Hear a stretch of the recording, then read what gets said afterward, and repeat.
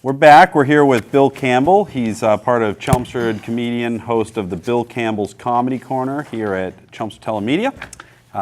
You're here to promote an upcoming fundraiser. Yes, I've been a comedian for many years. I live in Chelmsford, and there's a woman I know that lives in Chelmsford that her name is Larissa Weeks. About 9 years ago, her father passed away of a stroke, and she got involved with Teddy Bruschi, who has Teddy's team that runs in the Boston Marathon every year. Okay. So she started running in the Boston Marathon with Teddy's team 9 years. This will be her 8th this year, so she's done it 8 years. Okay. And in order to run, you have to raise a certain amount of money, contribute to the Stroke Association. Teddy Bruschi has a bunch of people that run. So this event is to raise her money that goes to stroke so she can run this year. She's done it for 8 years now. Wow. And it's a comedy night, and it's Knights of Columbus in Tewksbury. And I'm doing it this year with a couple of other top-notch comics that I know who are really good. I've known them for many years. They've done my cable show here. They've been around a long time. And so it's a really good show. They have food, and they have like an hour and a half of they have a live band, and then they have raffle items from Teddy Bruschi, you know. Sports-related stuff? They have a few things signed by him, so I don't know if he'll make an appearance. They always say he's going to come. I don't know if he's going to. But, you know, it's a good night. It's a fun night out, and it helps her give to the Stroke Association, which means a lot to her because of her father. And she's just a compelling individual. So she's an elementary school teacher, and she has a new baby. I mean, she ran last year when she was like 6 months pregnant or something. Oh, wow. And she had to stop and then finish later, but it meant so much to her. She still finished even though she was pregnant. Now she has a 3 or 4 month old baby. She's going to run again. She's just a go-getter. So it's a very good story. So I'm out here promoting the show. That's awesome. Hope everybody comes. Please come, all you camera people. So are you kind of the main host when people get there, or how does the show roll out? I don't know. You know, usually in the comedy. Have you ever been to a comedy club? I've been to a number of comedy shows, Yeah. but Well, a lot of times there's a opener, and there's a middle, and there's a headliner. Right? Yeah. The headliner does more time. The opener does maybe 15, 20 minutes, usually a newer act. And the middle is a little more experienced. They do a half hour.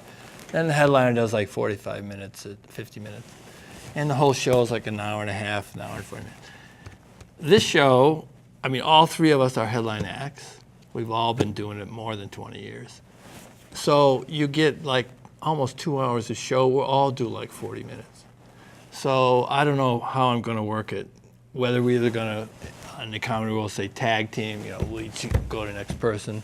Sometimes you take a break at fundraisers because they want to sell tickets for the raffle. Yeah. So there might be I might host a little and do my time, introduce Steve or somebody, and then take a little break, and then someone will close. But all these other acts are all top-notch guys. So you see, you know, it's a little better show than you might see normally because we're all headline acts. So no one's a new act. No one is like working on their stuff. You know, they all have established acts. They've all been in Atlantic City, Vegas, casinos, right. Mohegan Sun. So it's a good show from the beginning to the end, I think. And it's for a good cause, you know, it's for a good cause.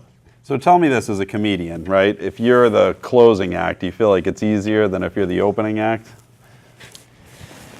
Sometimes, not all the time. I mean, you know, the opening act, when you first come up, they're cold sometimes. So they're a little slow to get going, so it's a little harder that way. You know, and sometimes you just get them going, and they're really going, and you pass off the next guy who gets them at a higher level. They already got energy, you know.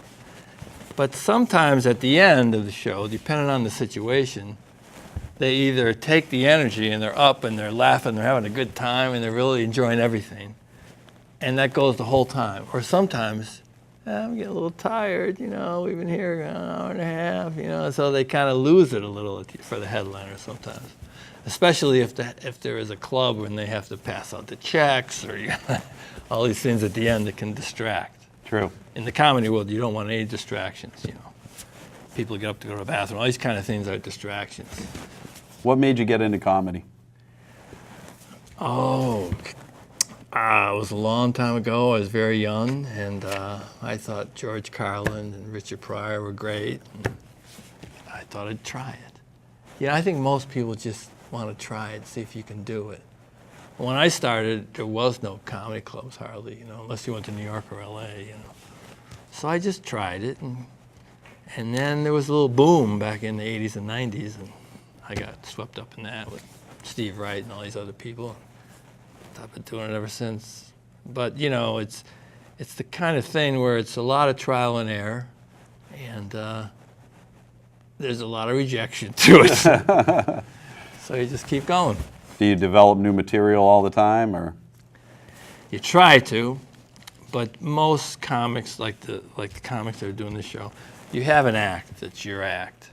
Maybe it's about, anywhere between 45 minutes to an hour and a half, depending on how strong the material is or what's working the best, So you have some that's really part of your act. And then you have some that you might move around depending on the crowd. If it's a crowd that has lots of family, I have a lot of family stuff. So you got 4 kids. Yep. You're a good audience for me. So I always have family stuff. So if there's people like you in the audience, I can do all my family stuff. Yeah. You go to another situation, you got bachelor parties, or they want all the sex, and then I have to, take out some of these little baby things. They don't want to hear about this. I'll do more other material. Tailor it.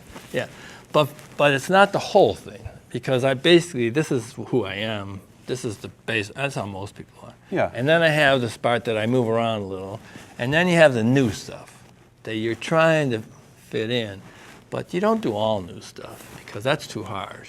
Yeah. It takes you a while to get the comics to get up with all new material all the time. Those are talented guys. I was just always curious as to how it gets created. Is it like you're sitting at home at a dinner table one night and just drop whatever the new line is just to see how it works and kind of test the audience? Sometimes people do it that way. I don't really do it with my wife or anything. I don't do it. Some comics do it. What do you think of this?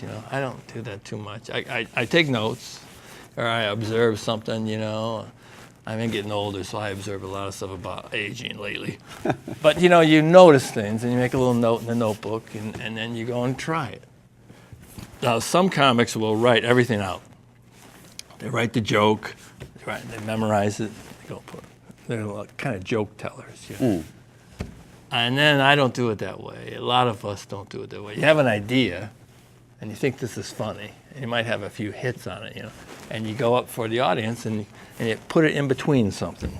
So if it doesn't go, you got somewhere to go. And then if it goes, you play with it, and if it really goes, it stays in. If it doesn't really go, you keep working on it, And after a while, if it period of time where it doesn't work, I gotta try something else. This one isn't gonna make it.